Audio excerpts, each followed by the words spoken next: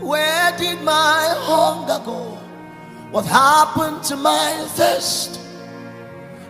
The trouble is, when you play with the devil, he doesn't play fair. He'll give you everything you want, all the drugs you want, all the women you want, all the promises, and all the power you want. And when he's done with you, he'll kick the legs out from under you. Sounds like the Broadway play Damn Yankees, where they sell their soul to the devil and they become a champion baseball player. I never saw that, but that's interesting. And that's why you hear rock stars sometimes say, I sold my soul to the devil. Because once you make that trade, he'll give you what you want. But people need to understand that the devil is not sharing his kingdom with anyone. He's selfish and hateful, and his personality is that of hate and violence. And so as I began to encounter these spirits, from a pleasant person, even though I was a fall-down drug addict, I began to take on the personality of the devil. I began to act. I began to hate. I began to become violent in my card readings. Began to hate? You must have. You had hate no all love the anyway. more. Really? Oh, hate all the more. And I love to see people hurt. Like, I'd like to do a card reading where I knew a man was committing adultery. I'd name names, and it was just an evil behavior. And so here I was with these spirits operating in this park, cursing people. I cursed one man, said he fell 3 stories into a wheelbarrow. Thank God that wheelbarrow was there, because he would have been killed. I was astral projecting. I was studying all this witchcraft. I thought everything was wonderful. The same spirits, as you said in the opening, that gave me power began to turn on me. Why would they turn on you? Because the personality of spirits of darkness is not a nice, friendly personality. You can tell even by people that are deeply involved in witchcraft, the way they dress, the way they act, ghoulish and black nails and dark colors and very strange in their acting. Is it like, I used to watch Westerns as a kid, and in the Western, a new guy comes into town and goes and plays poker, and he wins. And the next day he said, boy, these are country bumpkins. I'm going to take them for all they're worth. And he bets everything he has, and the game is fixed. And he loses everything he has. Excellent. And that's exactly the way it happened, Sid. That's excellent. And that's exactly what had happened to me. I thought I had arrived. But as these spirits began to turn and to torment, the same spirits that gave me power to read cards and astral project and operate in the solical power, the psyche power, would turn on me. What does that mean? What do you mean, turn on you? It was as if all of a sudden the same voices that would say this man is committing adultery, or this woman steals at work, or this girl's going to get married last year, when I was reading cards, would now say to me, you should die. It's better to just die. Said I would walk around with a gun in my mouth. I can remember the metal used to burn my tongue. I would just suck on a gun, waiting for the moment to stop this power that I had entered into, to stop the destruction of my mind.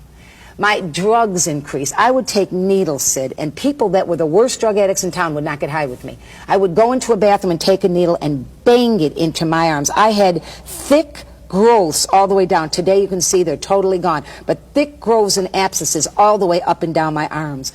In that drug state, I'd go out and become even more promiscuous, hoping that someone would just love me for a little while. And that's what our kids are doing today, Sid.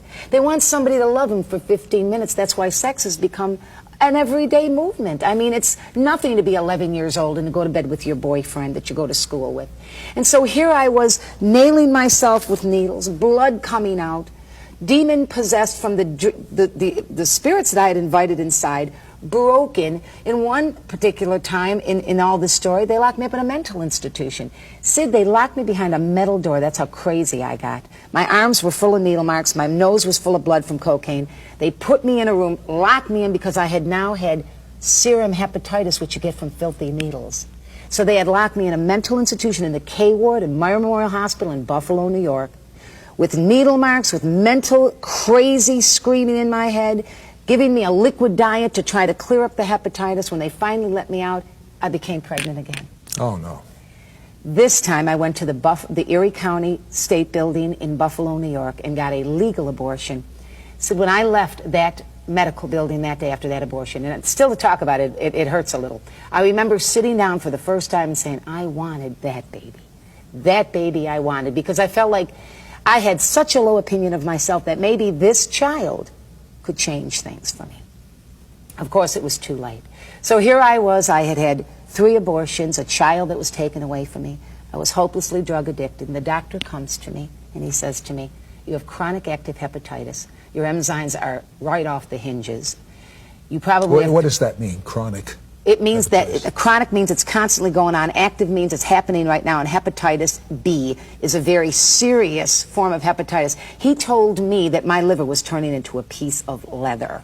It was in that state that I decided that it didn't matter if I lived. I increased my drugs. I increased the insanity, increased the promiscuous life, increased hatred, was full of violence, and totally suicidal. And then one day, standing in a bar, serving drinks, stealing from the place, everything they had, stealing and lying and getting high in the bathroom, a young woman approached me named Linda Smith. And you know what, Sid? She really believed in the power of God. She knew I'd experienced the power of darkness, that I knew it was out there, that it worked. But she wanted me to see a higher power, a greater power, that superseded the power that I was operating in. So what did you think of this, Linda? I thought that she talked the talk and didn't just, she walked the walk and just didn't talk the talk. A lot of people talk the talk, but they don't walk the walk. And Linda just showed the love of God in the way she acted. She didn't come out with all these spiritual lingo comments. Yeah, but you told me as a kid you didn't care for this Jesus guy. Because now I was at a place, she was introducing a man to me, a man that didn't rape you, beat you, use you, put you on the streets and stick needles in your arms. A man that was the Son of God who loved you for the way you are, not for 15 minutes, loved you for who you were, and who was able to reach down in that liver and reconstruct it, reach into that belly full of blood from bleeding ulcers, reconstruct and heal that, reach into a mind that was mentally ill, reconstruct that, reach into a heart that's broken, and put it all back together. Just because he's a man who loves mankind, because he was the Son of God. How'd that happen? She took me to church. She took me up to Pastor Why Tommy did you Reed's go to church? Because I was dying, and there was no hope. I figured I'm going to die anyway. Let's go see. And you know what really influenced me, to be very honest, in the Yes. last few minutes of this program? She acted like a person who didn't just put on a facade of Christianity. She lived it. She walked it. She didn't want to impress anybody, Sid. She wanted to introduce to a dying, demon-possessed tramp witch. She wanted to introduce that human being to a man who'd change her life. You went into that church. I and walked what in. happened? I was dressed lewd. I had demons in my eyes. They were screaming all Most over on my pastors mind. kick you out. Well, some of them wouldn't have anything to do with me. But Sid, in a very quick moment, I know we're coming to the end of your program, in a quick moment, the man on the platform said, if you need God to touch you, if you need healing in your body, come on up.